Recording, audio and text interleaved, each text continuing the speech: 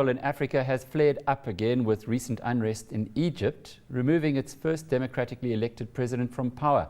The African Development Bank has been studying each unrest episode to not only explore the problems, but also provide some solutions. Ntuli Nglobe is the chief economist and vice president of the African Development Bank. He joins us on the line from Kigali.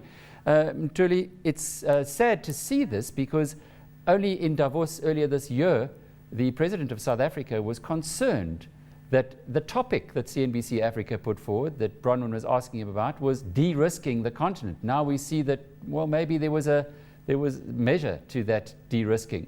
How are you reading what's going on not only in Egypt but also in Zimbabwe? Well, Egypt, this is really the carryover from the Arab Spring, if I may use that phrase, the social turmoil that took place since 2011. So it's quite clear that it's going to be a long process, it's a long road, and we wish the people of Egypt every success.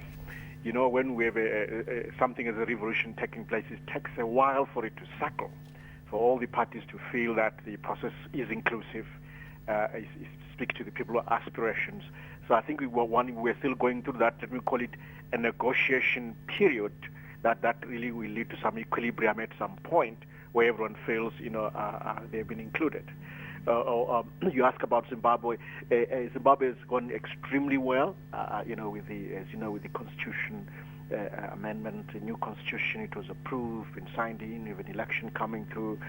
Frankly, things have gone extremely well. And again, wish the people of Zimbabwe every success, beyond the end of this month. And so do we. Ntuli, of course, when I look at this headline, political elections and fragility in Africa, it's like an investment professional talking to me about emerging markets. There's a lot of difference between, for example, Zimbabwe, the country you were just speaking about, and Egypt. And there's a complete difference in political dynamics in North Africa and sub-Saharan Africa, would you not say? No, absolutely. There's a very big difference. I mean, what you see in North Africa, which was, in a sense, the point of departure was the Arab Spring, it had to do with issues around inclusion, certain parts of society not feeling included in the political process, but also in the economic gains thereof.